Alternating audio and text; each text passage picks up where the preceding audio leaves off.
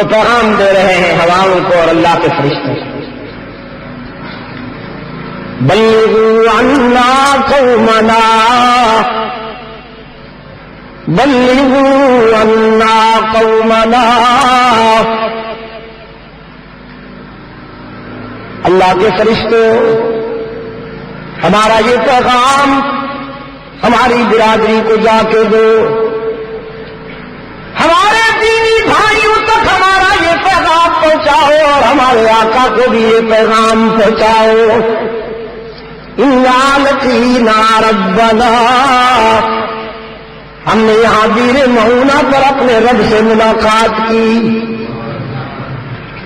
اپنے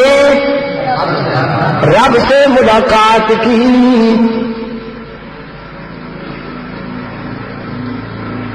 مہکتے ہوئے تسبیح خانے میں نہیں، آستانے میں نہیں، پروفیشنل دربار میں نہیں، تلواروں کے سائے میں ہم نے اپنے یار سے ملاقات کی، اور یہ ملاقات خوب کامیاب رہی۔ وہ ہم سے راضی ہو گیا، ہم اس سے راضی ہو گئے۔ جان لائے تھے اس کے حضور نذرانے کے لیے، بڑا کرم ہے اس کا کہ اس نے ہمارا یہ نذرانہ قبول کر لیا۔ میرے گرامی قدر دوستو، رحمت عالم صلی اللہ علیہ وسلم کو جب اطلاع ملی، رحمت عالم صلی اللہ علیہ وسلم کو جب یہ اطلاع ملی، وہ صبر کا حمالہ، وہ حلم کا بحر ناپیدا کنار، وہ حوصلے کا سمندر۔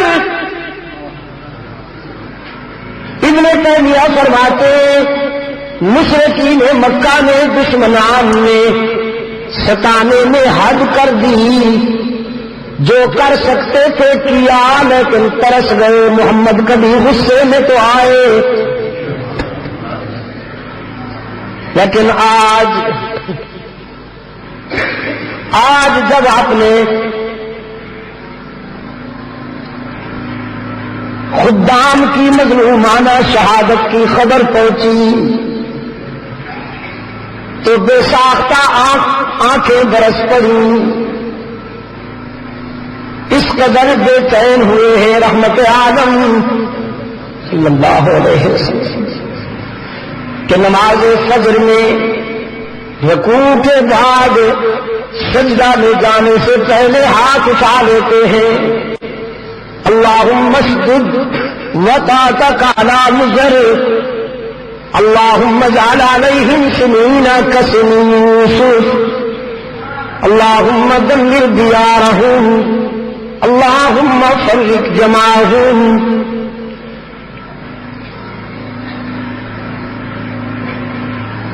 میرے معبود، جن ظالموں نے میرے صحابہ کو تیرے ستم کھینچی، جنہوں نے میرے صحابہ کو تڑپایا،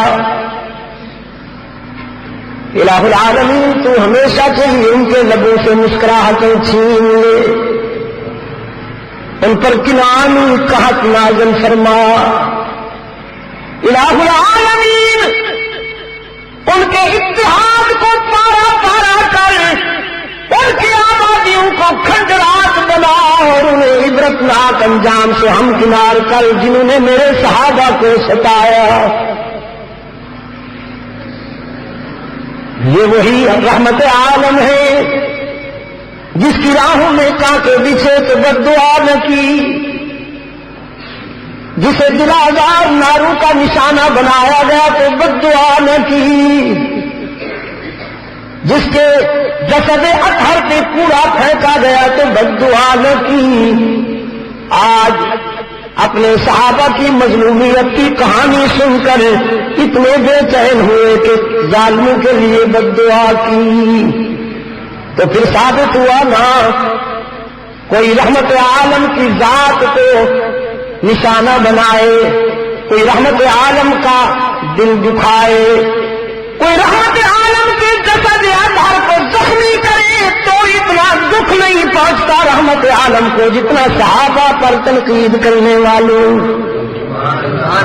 صحابہ پر نشتر چلانے والوں، صحابہ کو زخمی کرنے والوں پر